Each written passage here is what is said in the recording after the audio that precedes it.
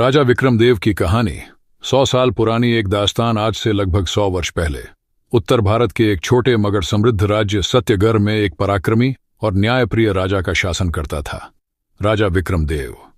उनके नाम में ही शौर्य, परोपकार और धर्म की भावना बसती थी। राजा विक्रमदेव का राज्य घने जंगलों, निर्मल नदियों और उपजाऊ खेतों से भरा था। वहां के लोग खेती करते और हस्तकला में माहिर थे और अपने राजा को देवता समान पूजते थे। ऐसा इसलिए नहीं कि वे शक्तिशाली थे, बल्कि इसलिए कि वे हर एक व्यक्ति की तकलीफों को अपनी तकलीफ समझते थे। इसलिए राजा का नियम था कि हर सप्ताह वे आम जनता से मिलने के लिए जन दरबार लगाते। वहां कोई भी, चाहे वह किसान हो या कुम्हार, स्त्री हो या बालक, अपनी समस्या राजा के सामने रख सकता था। राजा न केवल ध्यान से सुनते, बल्कि तत्काल समाधान भी निकालते। एक बार की बात है, राज्य में भयंकर सूखा पड़ गया।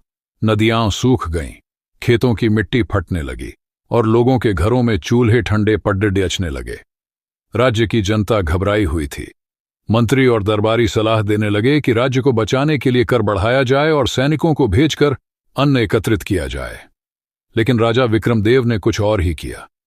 उन्होंने अपने महल के भंडार खोल दिए। जो अन्न राजमहल में था, वह सबसे पहले जनता में बंटवाया गया। उन्होंने अपने हाथों से अनाज की बोरियां उठाकर गांवों में बांटी। उन्होंने नगर के सबसे विद्वान जल विज्ञानियों को बुलवाया और पुराने तालाबों और कुओं की मरम्मत करवाई। एक और घटना प्रसिद्ध है।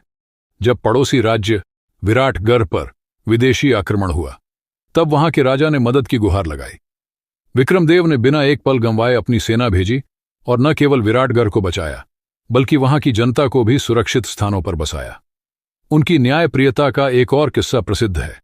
जब एक निर्धन महिला अपने खेत पर जमींदार के अत्याचार की शिकायत लेकर आई, तो राजा ने पूरी जांच करवाई। जब जमींदार दोषी पाया गया, तो राजा ने उसे दंड दिया और महिला को खेत का मालिकाना हक दिलवाया। राजा विक्रमदेव की नीतियां इतनी कल्याणकारी थीं कि उनका राज्य अगले 50 वर्षों तक सुख शांति का केंद्र बना रहा।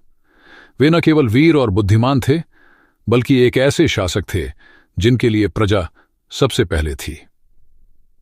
राजा विक्रमदेव की कहानी आज भी सत्यगढ़ की लोक गाथाओं में सुनाई जाती है। बच्चे बूढ़े सभी उन्हें याद करते हैं, एक ऐसे राजा के रूप में जिसने राजपाट को सेवा का माध्यम माना था। ये कहानी हमें सिखाती है कि सच्चा राजा वही होता है जो अपनी प्रजा को ही परिवार समझे और उनकी भलाई को अपना धर्म। दोस्तों, ये कहानी कैसी लगी कमेंट बॉक्स में जरूर बताएं।